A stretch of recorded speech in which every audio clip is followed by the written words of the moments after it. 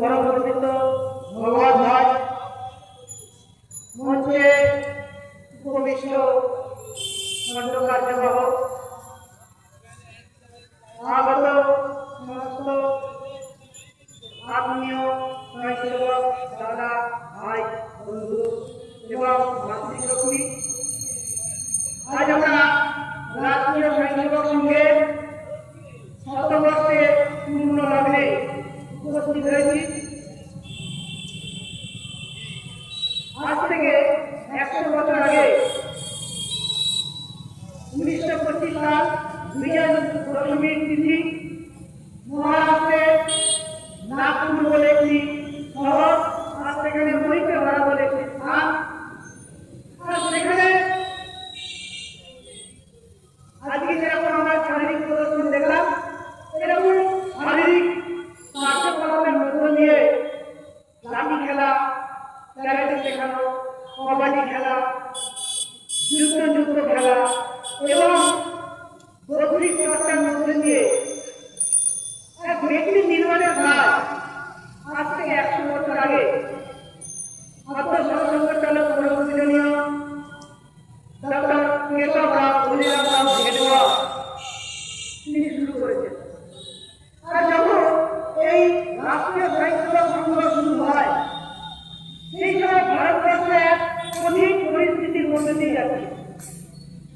একদিকে ব্রিটিশদের দমন পীড়ন, আর তার সাথে সামাজিক পরিবেশ, যে হিন্দু সমাজ নিজেদের মধ্যে দ্বন্দ্ব, লড়াই, জাতপাতের দিলে ভাষা দিলে রাজ্যে রাজ্যে লড়াই, এরকম বিভিন্নভাবে আমাদের এই ভারতবর্ষ বিভক্ত ছিল। দেশটা ছিল অনেক বড়, কিন্তু অন্তর থেকে সমাজের মধ্যে এক বিরাট ব্যবধান বিভেদে সমাজ ব্যবস্থা ছিল। আর সেই সমাজ ব্যবস্থার কারণে 1000 বছর এই সমাজ ব্রিটিশের গোলামি করেছে, তার আগে মোগলের গোলামি করেছে, এরকম বিভিন্ন বিদেশি শক্তিরা আক্রমণকারীরা আমাদের দেশ আক্রমণ করেছে এবং এই দেশকে পরাধীন করেছে, গোলাম বানিয়ে রেখেছে। এটা ডাক্তারজি ভাবছে যে আমার দেশ এত বড়, আমাদের সংস্কৃতি এত পুরাতন, আমাদের এত শক্তি, জ্ঞান, বৈভব, তারপরে আমরা 1000 বছর কেন বারবার গোলামি করি? আর এই মূল্যায়ন করতে করতে ডাক্তারজি যে মূল বিষয় হলো যে আমরা হিন্দু সমাজ নিজেদের মধ্যে বিভক্ত, খণ্ডিত, একে কিভাবে এক জায়গায় করা যায়, সংগঠিত করা যায়, সংঘবদ্ধ করা যায়। আজ মহালয়া, আজ এই পবিত্র দিন পিতৃপক্ষ শেষ এবং দেবীপক্ষের শুরু, আর রাষ্ট্রীয় স্বয়ংসেবক সংঘ শতবর্ষ উদযাপনের প্রথম অনুষ্ঠান, প্রথম কার্যক্রম এই একত্রীকরণ এবং কোথাও কোথাও পথ সঞ্চালন। এই মহালয়া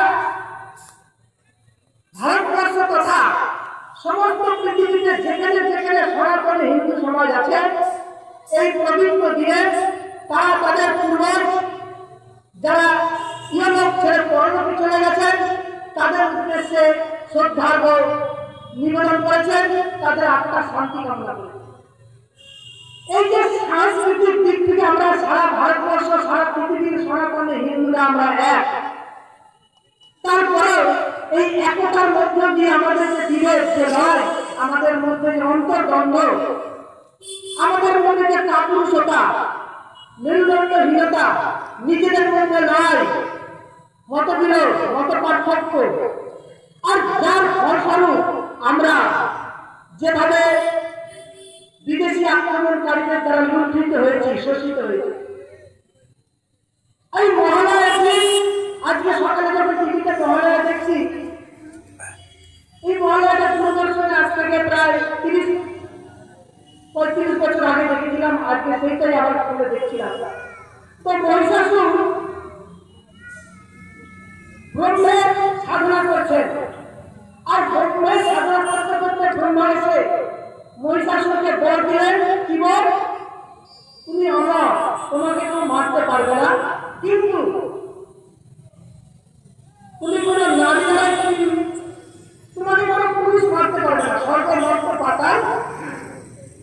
কোন নারী তোমাকে মারতে, কোন পুরুষ তোমাকে মারতে পারবে না, তুমি অমর।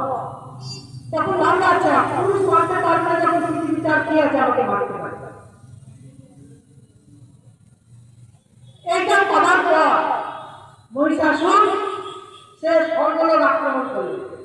অর্থাৎ যে স্বর্গলোক যেখানে দেবতাদের বাস ছিল, সেই দেবতাদের গুরু ছিল বৃহস্পতি।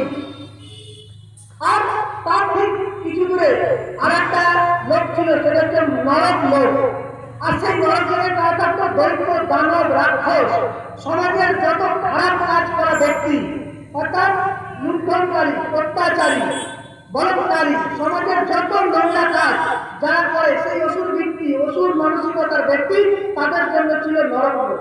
অর্থাৎ একদিকে সৃষ্টিশীল সমাজের ভালো কাজ, দৈবিক শক্তির কাজ, মানব জাতির উন্নয়নের কাজ, উন্নতির কাজ, বিকাশের কাজ করছে তারা, না দেবলোক।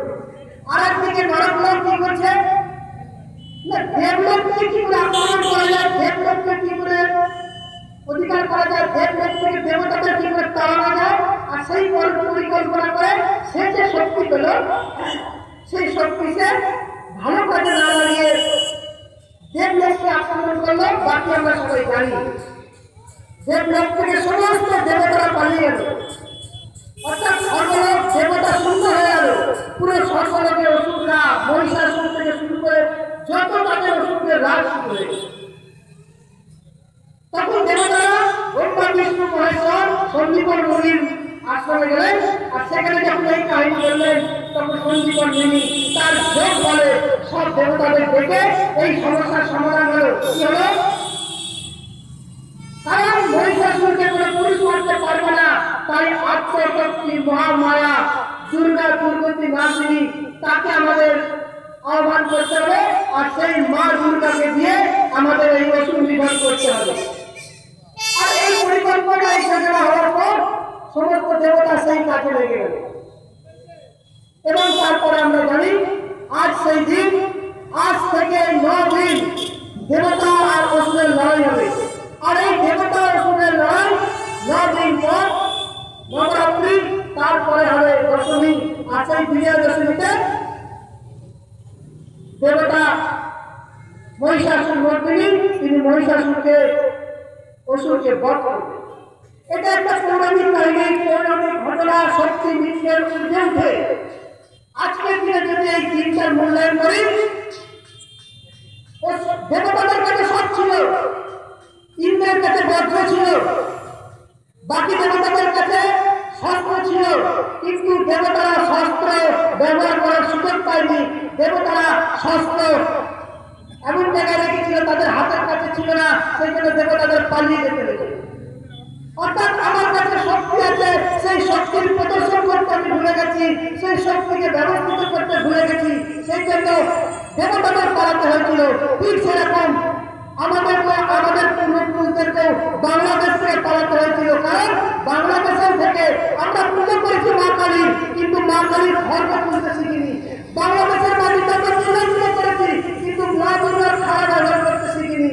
তাই জন্য যেরকম দেবতারা সর্বলক্ষে পালিয়েছিল, সেরকম আমার পূর্বপুরুষরা বাংলাদেশ থেকে পালিয়ে ভারতে। দেবতারা যেমন দেবলোক ছেড়ে পালিয়েছিল, ঠিক সেরকম পাকিস্তান থেকে হিন্দুদের পালিয়ে এখানে শরণার্থী হতে হয়েছিল। কারণ সেখানে আমরা লড়তে ভুলে গেছিলাম, আমরা সংগঠিত হতে ভুলে গেছিলাম, সংঘবদ্ধ হতে ভুলে গেছিলাম। ভাষা, প্রান্ত, জাতি, উচ্চ জাতি, নিচ্চ জাতি, এই বিভেদের মধ্যে থেকে আমরা আমাদের সনাতন হিন্দু সমাজকে দুর্বল করেছি। তারপরে দেবতাদের পালাতে হয়েছিল, আজকে আমাদের পালাতে হয়েছে। কিন্তু শ্রীকৃষ্ণ কি বলেছেন? গীতা পাঠ হচ্ছে, সমস্ত সমাজে গীতা পাঠ হচ্ছে, শ্রীকৃষ্ণের অষ্টম প্রহর হচ্ছে, কীর্তন হচ্ছে, মাই বাজানো হচ্ছে, খিচুড়ি খাওয়া হচ্ছে, কীর্তন বাজানো হচ্ছে, কীর্তন হচ্ছে। কিন্তু যখন আক্রমণ হচ্ছে, তখন আমরা শ্রীকৃষ্ণকে বাঁচাতে পারছি না। বাংলাদেশের মাটিতে পারিনি শ্রীকৃষ্ণের মন্দির বাঁচাতে, চিন্ময় কৃষ্ণ তোমাকে বাঁচাতে পারিনি, বজরঙ্গবলীর মন্দিরকে বাঁচাতে। কারণ সেখানে হিন্দু কমেছে, সেখানে ভারত ভাগ হয়েছে। খটটি হিন্দু পটটি যখন যেখানে আসছে, এটা ইতিহাস প্রমাণ। আর ঠিক সেই জন্য এই পালিয়ে যাওয়ার মানসিকতা থেকে বেরিয়ে আসার জন্য ডক্টর কেশবরাও বলিরামরাও হেডওয়ার্জি তার মাথার মধ্যে এই সমস্ত মন্থন করেছেন, চিন্তন করেছেন, সমাজের সমস্ত স্তরে গেছেন। নাগপুর থেকে কলকাতায় এসছেন ডাক্তারি করতে। কেন? ডাক্তারি পড়ার উপলক্ষ মাত্র ছিল। তখন ভারতবর্ষকে স্বাধীনতা সংগ্রামীর মেন মুখ্য ভূমি, যেখান থেকে ভালো ভালো স্বাধীনতা সংগ্রামী এই বাংলা থেকে সারা ভারতবর্ষে যাচ্ছিলেন।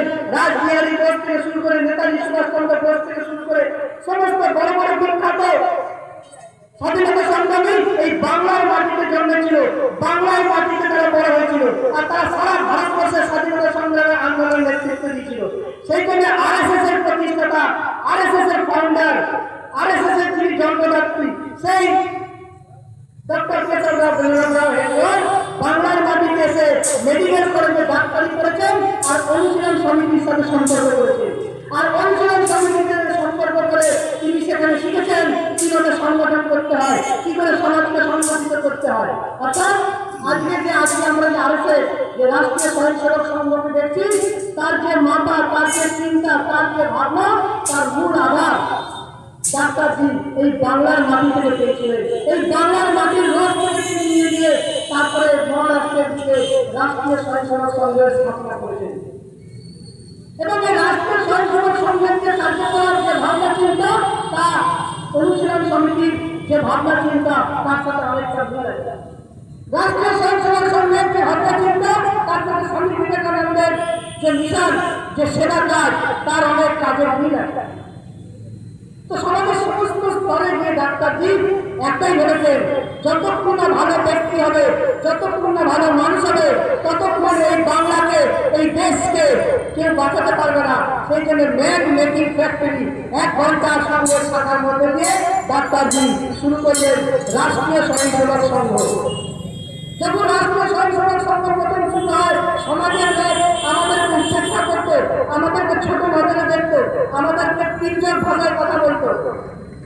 কিন্তু ডাক্তারজির লক্ষ্য একটা ছিল, একটা সংকল্প নিয়ে ডাক্তারজি সংঘ স্থাপনা করেছে, হিন্দুমা সহোদরা সর্বে না হিন্দু পতিত ভাবে মম দীক্ষা হিন্দু রক্ষা মনোমন্ত্র সমাজ। অর্থাৎ আমরা পৃথিবীর সকল হিন্দু সহোদর ভাই। হিন্দু কখনো ছোট হয় না, কঠিন হয় না। আমার দীক্ষা হলো হিন্দুকে রক্ষা করা, আমার মন্ত্র হলো আমরা সবাই সমান, আমাদের মধ্যে কোনো ভেদ নেই, বিভেদ নেই। আমাদের পূর্বজ শ্রী রামচন্দ্র, আমাদের পূর্বজ শ্রীকৃষ্ণ, আমাদের পূর্বজ শ্রী চৈতন্য মহাপ্রভু।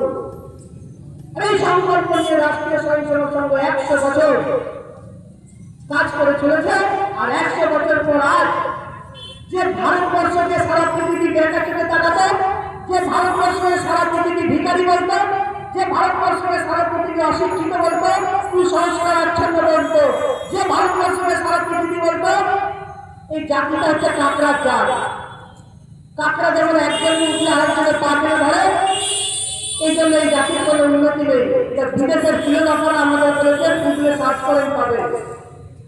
বিদেশের ফিলোসফাররা বলতো এই জাতি, এই ভারতবর্ষের যে সনাতন জাতি, এরা হচ্ছে ব্যাঙের জাত, এদেরকে এক দাঁড়িপাল্লা ওজন করা যায় না, এরা এক দিকে চলতে জানে না। এটা আমাদের প্রাপ্তি ছিল। আর বলতো এই সমাজ একসাথে একসময় তখনই যায় যখন 4 নম্বর ব্যক্তি তাদের সামনে থাকে, তখন 4 জন একদিকে যায়, নাহলে এরা যায় না। অর্থাৎ শাসন যাত্রী যখন নিয়ে যায় তখনই এরা এক দিকে যেতে পারে। এটা বিদেশের ফিলোসফাররা আমাদের নিয়ে আলোচনা করেছিল। আজকের দিনে দাঁড়িয়ে এই 100 বছরের আজকের এই দিনের যদি মূল্যায়ন করি, ডাক্তারজি সেই ফিলোসফারদেরকে মিথ্যা প্রমাণ করেছে। কারণ আজ আমরা যে গণদেশের একত্রীকরণ করলাম, আজকে গণদেশের যে অনুষ্ঠান কার্যকলাপ করলাম, সারা ভারতবর্ষে, সারা বাংলায় এরকম প্রত্যেক নগর খণ্ডে এই একই রকম কাজ হচ্ছে, একই রকম পদ্ধতিতে, একই রকম ভাবনায়, আর একই ব্যক্তিকে সামনে রেখে, একই গুলিকে সামনে রেখে সারা ভারতবর্ষে। এখানে কোনো জাত নেই, ভাষা নেই, প্রান্ত নেই। তো ডাক্তারজি এই 100 বছরের যে সংকল্প ছিল যে হিন্দু সমাজকে আমি সংগঠিত করবো, আজ তার আমি প্রমাণ দেখতে পাচ্ছি। আজকে আমরা যে মাটিতে দাঁড়িয়ে আছি, আজ থেকে 10 বছর আগে এই আজকের দিনে যখন আমরা সঞ্চালন করতে এসেছিলাম, তো এখানকার কিছু দুরাচারী ব্যভিচারী তারা আমাদেরকে সঞ্চালন বন্ধ করে দিয়েছিল। কিন্তু আমাদের স্বয়ংসেবকরা এই মাটি ছাড়েনি, তাদের সংকল্প ছাড়েনি। তাই আজকে তাদের মুখের উপর দাঁড়িয়ে আজকে আমরা এই একত্রীকরণের মধ্যে দিয়ে সমাজকে বার্তা দিলাম, হিন্দুবা সদরা সর্বদা হিন্দু প্রতিরোধে মম দীক্ষা হিন্দু রক্ষা মহামন্ত্র সমানতা। তার প্রমাণ আজকে আমরা এই মহালয়ের দিন দেবী দুর্গার পাঠ দিতে। এটাই রাষ্ট্রীয় স্বয়ংসেবক সংঘের 100 বছরের তপস্যা। যে ভারতবর্ষ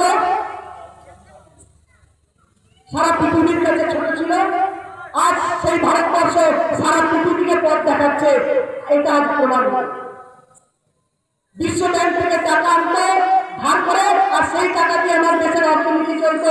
যদি ভুল হয় 90 দশকের একবার গুগলে সার্চ করে দেখুন, $1 বিলিয়ন জন্য ভারতবর্ষের অর্থনীতি ক্র্যাশ হয়ে যাবে।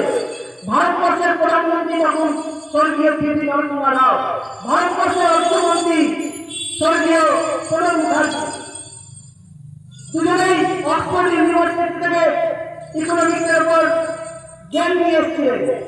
কিন্তু ভারতবর্ষের অর্থনীতি তখন ক্র্যাশ হয়ে $1 বিলিয়ন। আজ 2025 ভারত $3 ট্রিলিয়ন, 3 ট্রিলিয়ন পঞ্চম অর্থনীতির দেশ ভারতবর্ষ। কি করে হলো? কেন রাষ্ট্রীয় স্বয়ংসেবক সংঘ এই ভারতের মাটির মধ্যে রাষ্ট্রবোধ জায়গাটা শিখেছে, দেশ সর্বোপরি। সেই জন্য আজ আজকে বিকশিত ভারত। আজ যে ভারতকে ভিখারি বলতো, আজকে সেই ভারত সারা পৃথিবীতে কোভিড ভ্যাকসিন দিয়ে মানব জাতির উদ্ধারের কাজ করেছে। শুধু ভারতের উদ্ধারের কাজ করেনি, সমস্ত জগতের মানব জাতির কাজ করেছে। সেই জন্য আমাদের আছে সর্বে ভবন্তু সুখিনা সর্বে সন্তু নিরাময়া সর্বে ভদ্রাণী পশ্যন্তু মা কশ্চিৎ দুঃখে ভবে। অর্থাৎ আমরা সবার সুখ চাই। আমরা শুধু ভারতে নয়, সমস্ত জগতের মানব জাতির সুখের জন্য আমরা কাজ করতে এসেছি। সমস্ত জগতের মানব জাতির শান্তির কাজ করতে এসেছি, ভালোবাসা, প্রেম, আন্তরিকতার কাজ করতে এসেছি। এটাই আমাদের কাজ। বিশ্ব মঙ্গল সাধনাকে हम है मौन पुजारी, आराधक है विश्व शांति के, अतः एक हमारी हम है मौन पुजारी। আমরা বিশ্ব শান্তির কাজ করতে, আমাদের কাজ অনেক বড়। আজ 100 বছরের আমাদের যে কাজ, আমাদের আগামী 100 বছরের রূপরেখা আমরা তৈরি করে দিয়ে যাবো। আমাদের পূর্বজরা যে অসমাপ্ত কাজ করে গিয়েছিলেন, সেই কাজ আমরা সমাপ্ত করলাম। 500 বছর আগে যে অযোধ্যার মন্দির ধ্বংস হয়েছিল, আমরা আমাদের জীবদ্দশায় সেই রামলালার স্থাপনা দেখে গেলাম। যে কাশ্মীরে পূর্বপন্থীরা পাথরকে আমাদের সেনাবাহিনীকে মারত, আজকে সেই কাশ্মীরে ফুল ফুটছে, যাত্রীরা যাচ্ছে। আজ সেই কাশ্মীর ভারতের অবিচ্ছেদ্য অঙ্গ হয়ে গেছে। কিসের জন্য? এই যে রাষ্ট্রীয় স্বয়ংসেবক সংঘ সারা ভারতবর্ষ জুড়ে যে কাজ করছে, সেই শক্তির প্রদর্শন। এরকম বলতে গেলে অনেক বিষয় আজকে আজকে আমাদের আছে, আমাদের এই 100 বছরের উপলব্ধি। তাই যে দেশগুলো আমাদের ছোট ছোট দেখতো, আর সেই দেশ আমাদের দেশের রাষ্ট্রনায়কের সাথে হাত মেলাবার জন্য লাইনে দাঁড়িয়ে আছে। কারণ এই সংগঠিত শক্তি, এই সংকল্প, তার জন্য এই আমাদের মতো হাজার হাজার সাধারণ স্বয়ংসেবক নিজেদের জীবন উৎসর্গ করে দিতে রাষ্ট্রের জন্য। তেরা ভৈবব আমার রহেগা, হাম চার রহেগা। আমি থাকি না থাকি, হে ভারত মা, হে রাষ্ট্র মা, তোমার বৈভবে তুমি বিশ্বগুরু হও, তোমার জন্য আমার এই জীবন পতিত হোক। এই সংকল্প নিয়ে রাষ্ট্রীয় স্বয়ংসেবক সংঘ কাজ করছে। 100 বছরের আমাদের এই উপলব্ধি। এরপরে রাষ্ট্রীয় স্বয়ংসেবক সংঘ আরো কিছু কাজ আমাদের সামনে এনেছে। পঞ্চ পরিবর্তন, অর্থাৎ আজকে সমাজের যে পরিবেশ পরিস্থিতি আছে, এই সমাজকে বাঁচাবার দায়িত্ব আমাদের সবার। সেই জন্য আমাদেরকে বৃক্ষরোপণ করতে হবে, দরজা বাড়ান, এই পরিবেশকে বাঁচাতে হবে। গ্লোবাল ওয়ার্মিং থেকে সমাজকে বাঁচাতে হবে, বিশ্ব উষ্ণায়ন থেকে দেশকে বাঁচাতে হবে, পৃথিবীকে বাঁচাতে হবে। সেই জন্য আমাদের গাছ লাগাতে হবে। আমার বাড়িতে দামি দামি ফার্নিচার আছে, পয়সা দিয়ে দামি ফার্নিচার লাগিয়েছি, কিন্তু একটা ফার্নিচার করতে কত গাছ কেটেছে, তার জন্য কি আমি গাছ লাগিয়েছি? এটা আমাদের নিজেদের দায়িত্ব। আমার পৃথিবী, আমার সমাজ, আমার আগামী প্রজন্মকে ভালো রাখার জন্য। প্লাস্টিক বর্জন করতে হবে, প্লাস্টিক মুক্ত সমাজ করতে হবে। সেখানে বাজারে গেলে আমাকে ব্যাগ নিয়ে যেতে হবে। প্লাস্টিক দিয়ে আমরা সবজি মিষ্টি আমরা প্লাস্টিক গ্রহণ করি, এই প্লাস্টিক এসে আমরা ড্রেনে ফেলে দিচ্ছি, ড্রেন আটকে যাচ্ছে, সেই ড্রেনের জল আমাদের সমাজকে ভাসিয়ে দিচ্ছে। এই প্লাস্টিক মাটিতে দিচ্ছি, মাটি দূষণ হচ্ছে।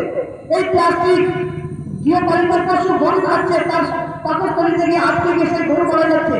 সমাজে প্রচুর ক্ষতি করছে এই প্লাস্টিক। সেজন্য প্লাস্টিক বর্জন আমাদেরকে সংকল্প নিতে হবে। সঙ্গে শতবর্ষে আমি প্লাস্টিক ব্যবহার করবো না, আমি গাছ লাগাবো, এই পরিবেশকে বাঁচাতে হবে, পর্যাবরণের কাজ সবাইকে করতে হবে। এই 100 বছরে আমরা শুরু করি পরিবার প্রবণন। আমাকে পরিবার আমাদের ভেঙে যাচ্ছে, ভাই ভাই বন্ধ হয়ে যাচ্ছে, 5 ভাই 5টা দূরে 5 জায়গা ছড়িয়ে ছিটিয়ে যাচ্ছে। থাকতে পারি আমরা আলাদা, কিন্তু সপ্তাহে একদিন আমরা একসাথে খাবো, একসাথে গল্প করবো। ঘর আমাদের আলাদা হয়, কিন্তু মনটা যেন আমাদের আলাদা না হয়। মতান্তর হতে পারে, কিন্তু মতবিরোধ যেন না হয়। তাহলে আমাদের যে আগে পরিবার ব্যবস্থা ছিল, সেই পরিবার ব্যবস্থা ভাঙছে, কারণ এটা আমার সমাজ ভাঙছে। সেই জন্য আপনার পরিবারকে দিয়ে কিন্তু এই দেশ।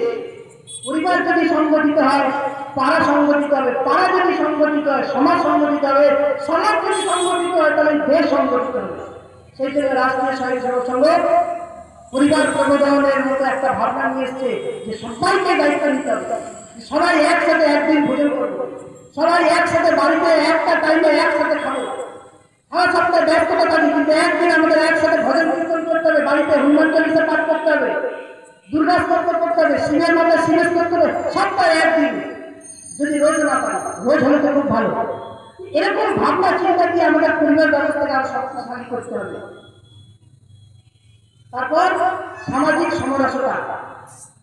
আজকে সমাজের এরকম আমাদের বাংলায় সেই ব্যবস্থা নেই, কিন্তু অনেক জায়গায় এরকম ব্যবস্থা আছে। জাতের ভেদাভেদের মধ্যে দিয়ে যারা পিছিয়ে পড়া সমাজ, তারা এক ঘাটে চান করতে পারে না, এক শ্মশানে মরা করাতে পারে না, এক জায়গায় চলতে পারে না। এরকম পরিস্থিতি আছে, আমাদের এখানে নেই। আমরাও যেন সেই পরিস্থিতিকে বেরিয়েছে সামাজিক সমরসতা, অর্থাৎ সমরস। আমরা সবাই এক, আমাদের পূর্বজ এক, আমরা সব দেবতা, দেবতার পুত্র। সেই জন্য এইভাবে সমাজকে আমাদের তৈরি করতে হবে। তার সাথে সৎ ভাবনা আছে, মঠ মন্দির মিশন, তাদেরকে সংগঠিত করে সংঘবদ্ধ করে আমাদের এক জায়গায় লড়তে হবে। তাহলে কিন্তু চিন্ময় কৃষ্ণ প্রভুর মতো আমাদের মঠ মন্দিরের অবস্থা হবে। সেই জন্য আমাদের সংঘবদ্ধ হতে হবে। এরকম বিভিন্ন শতবর্ষের কাজ রাষ্ট্রীয় স্বয়ংসেবক সংঘ এই শতবর্ষকে রেখেছে। আমাদেরকে তার সঙ্গে সাকাতে আসতে হবে। বাকি কাজের মধ্যে দিয়ে সমাজকে নির্মাণ করতে হবে, সমাজের পরিবর্তন করতে হবে। শতবর্ষে আমরা যে ভারতকে জগৎ সভায় শ্রেষ্ঠ আসন নিয়ে যাওয়ার যে সংকল্প নিয়েছি, সেই সংকল্প আমাদের পূরণ হবে। আমরা আমাদের জীবদ্দশায় আরো অনেক কিছু দেখে যেতে পারবো। এই সংকল্প, এই বিশ্বাস নিয়ে আমার সংক্ষিপ্ত বক্তব্য আমি শেষ করলাম।